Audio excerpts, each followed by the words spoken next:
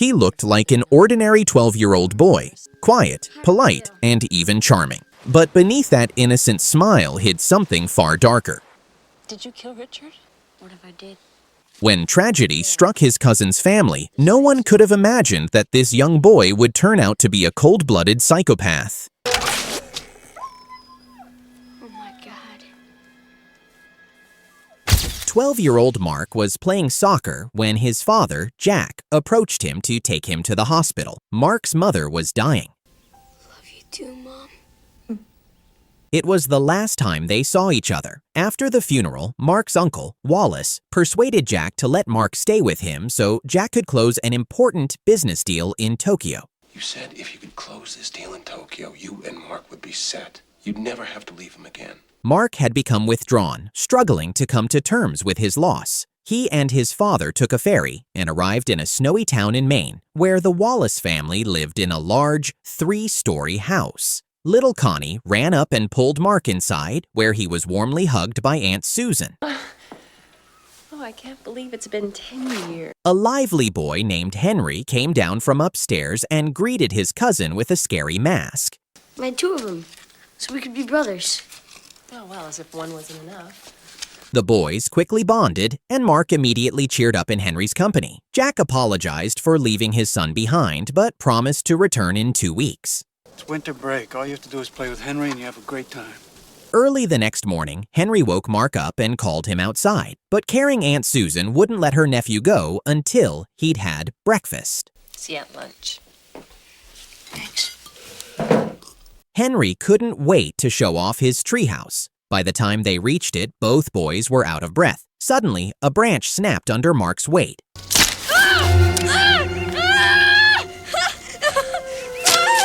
Henry grabbed his hand and, with a smirk, asked, If I let you go, you think you could fly? Mark panicked and yelled for help. After a moment, Henry pulled him up to safety. Later, the two ran off to an old depot and started smashing windows with rocks.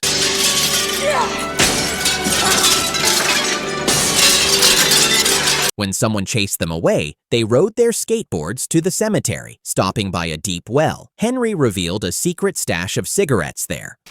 What you got in the box?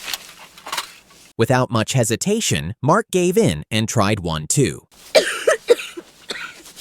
Henry then asked about Mark's mother's death. He seemed unusually fascinated by the topic of death. See, people don't like to talk about death, so that's why I have to investigate. He told Mark that when his own brother drowned, his body turned completely blue. Your brother drowned? And his mother didn't look much better. Mark, disturbed by the conversation, snapped at him. Just shut up or I'll hit you.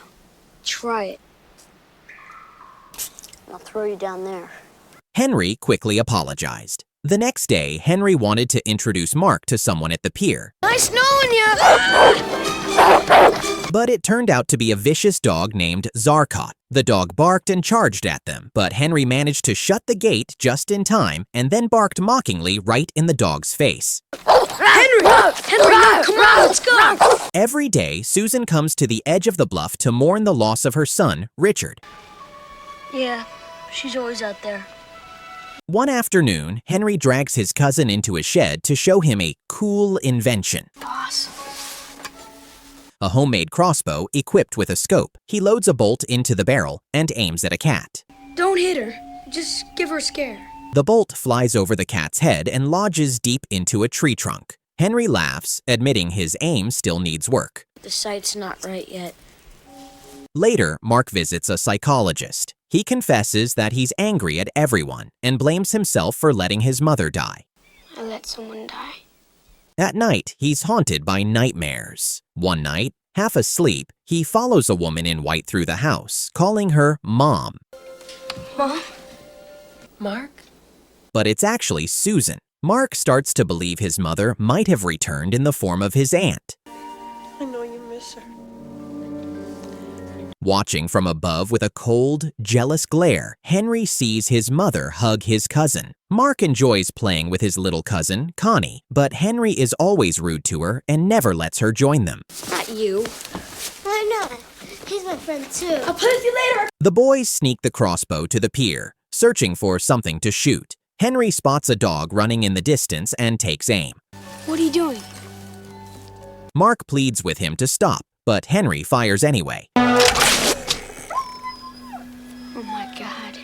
killing the animal instantly. The boys drag the dead dog, now wrapped in a bag, through the cemetery and toss it down a deep well.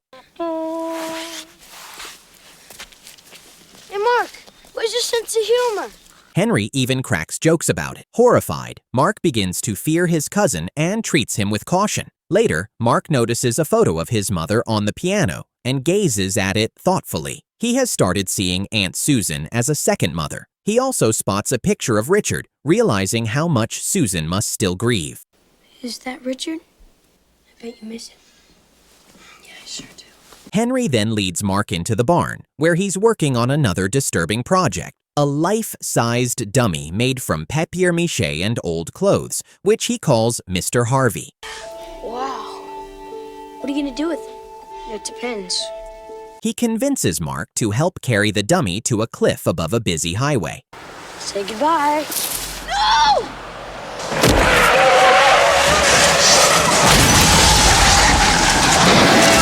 The falling dummy causes a massive car pileup below. Henry laughs with twisted satisfaction as chaos erupts. Terrified, Mark runs with him from the scene as sirens wail in the distance. Police cars rush past them, forcing the boys to hide inside a tunnel. Mark, shaken, can't comprehend how Henry could do something so cruel. You could have killed people.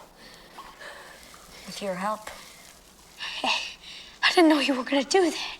Henry scoffs, saying Mark just doesn't get it. You haven't figured it out yet. You can do anything in life and get away with it. You're sick. Hey, I promised you something amazing.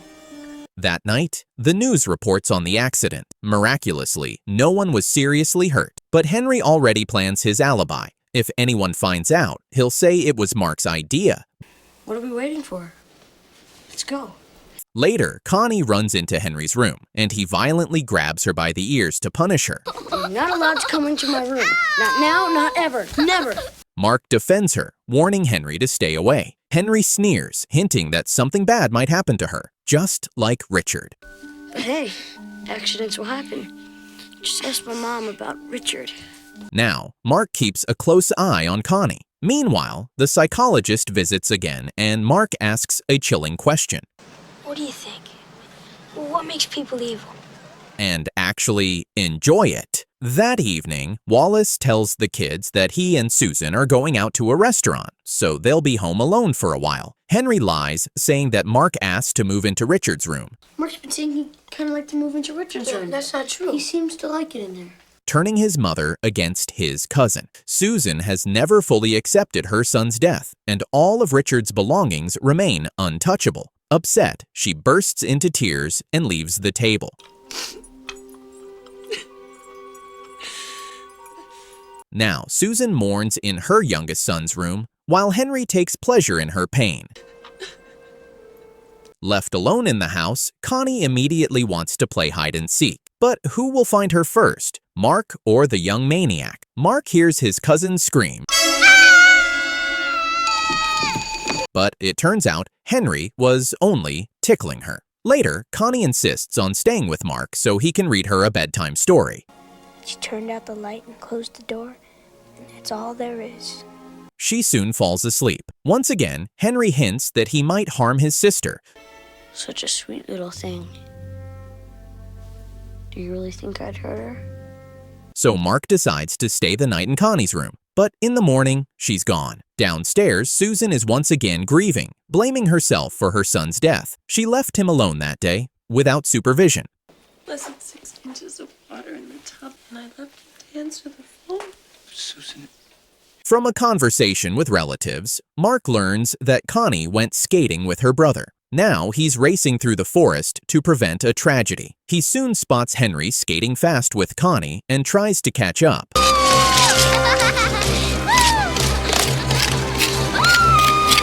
But without skates, he keeps slipping and falling. Henry spins Connie around and suddenly lets go of her hand, sending her flying onto a patch of thin ice.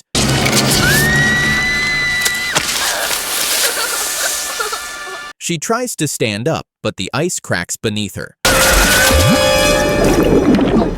A moment later, she's underwater. Henry offers his hand, but it's only for show. He wants his sister to drown, just like his brother.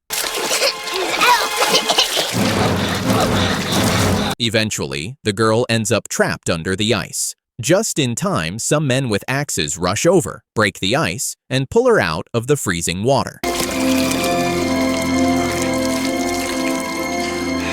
Connie is now in the hospital. Mark realizes he can't stay silent anymore. He approaches Susan, who, as usual, is standing sadly on the cliff. He tells her that what happened wasn't an accident. He threw her toward the thin ice. Henry tried to kill Connie and he could do it again. Stop it! The woman slaps her nephew across the face and demands that he never say such a thing again. Later, Henry enters Connie's hospital room, ready to smother her with a pillow. But Susan is sitting there too. What are you doing here? I thought you were home with Daddy. I was worried about Connie. Satisfied that his sister will probably never remember what happened, Henry heads home. Mark calls his father and tells him everything. He tried to kill Connie. Whoa, wait a minute. Mark, is Wallace there or Susan? How Henry killed the dog and tried to kill his sister. His father is the only one who seems to take him seriously and promises to come right away. Mark, I want you to go to Dr. Davenport and you tell her what you told me. Afterward, Mark rushes to tell the psychologist everything again, but Henry is already there. Mark! Good. Hi, Mark. The psychopath has beaten him to it, twisting the story to make it seem like Mark is the one acting strange because of his mother's death. Mark is going through some difficult things. Is he okay? The doctor now believes Henry might actually be in danger from Mark. Later, Henry finds Mark in the treehouse. The maniac feels completely untouchable. In turn, Mark tells him, "Your mother is my mother too. She promised never to leave him and returned as Susan." That statement particularly angered Henry. Hey, Mark. Don't fuck with me. Connie was brought home, and that night, neither of the brothers could sleep. Henry hinted that he had put something in the food. He quickly ran into his parents' room and told them that Mark was sick. Mom, Dad, it's Mark. You better come quick. The boy frantically destroyed all the food he could find in the refrigerator. Wallace then took him to Richard's room, saying they wouldn't have to deal with their guest for long since Jack would be back. He's okay. Now, look, Jack will be back in a few days. Let's just keep it together until he gets here. Henry stood in the hallway with a satisfied grin. Henry? Go to bed. Meanwhile, Susan was tormented by doubt, so she sneaked into her son's shed. There, she found Richard's rubber duck. What are you doing? Henry entered the shed too. His mother asked if he had anything to confess, something he might deeply regret. I mean, sometimes when we're kids, we do things that, What kind of things? She explained that she'd been looking for Richard's toy ever since the day he died. I couldn't find it after Richard's accident. Why was it there, and how did you get it? She asked. But Henry claimed the toy originally belonged to him and demanded it back. Give it to me! He then yanked the duck from his mother's hands and ran away in anger. If the toy meant so much to his mother, he decided he'd throw it down the well. Later in his room, Henry managed to fake tears with a calm expression and said he was ready to mourn his mother, though if something happened to her, he wouldn't care. After all, she was already Mark's mother now. I could kill you now. Mark, furious, grabbed a pair of scissors and held them to the maniac's throat. Go ahead. Jam it in. But that would really upset Susan. At that moment, Wallace looked into the room and Henry screamed for help. Dad, help me! What the hell do you think you were doing? Answer me, goddammit! The enraged man dragged his nephew out of the room and locked him in the study. From the window, Mark saw Henry leading Susan somewhere. She had already begun to sense her son's instability. Susan! Susan! Mark smashed the window and tried to chase after them, but Wallace stopped him. Somehow, the boy managed to break free and ran through the woods. Susan demanded to know what really happened when Richard died. Don't lie to me, all right? Just don't lie to me. Did you kill Richard? The little maniac replied. What if I did? Just want to send me away, don't you? So now you want your son to be locked up? I'd rather die, Henry shouted, running toward the cliff. But he wasn't gone. He'd hidden in the bushes. He wasn't stupid enough to actually jump. Looking for me, Mom? You really thought I was gonna jump, huh? Suddenly, Henry lunged forward and pushed his mother off the cliff. She began to slide, but caught onto a branch. The boy tried to finish her off, but Mark arrived just in time. A violent struggle broke out between the boys at the very edge of the cliff. While they fought, Susan managed to climb back up. They rolled dangerously close to the edge until Susan finally grabbed both of them by the arms. It was impossible to hold on to them both. Henry! Mom, I love you! Mom, I need your other hand! Mark began to slip and was moments away from falling. Susan looked at Henry and then let go. She pulled Mark up as Henry plummeted down the cliff. His body hit the rocks and was carried away by the waves.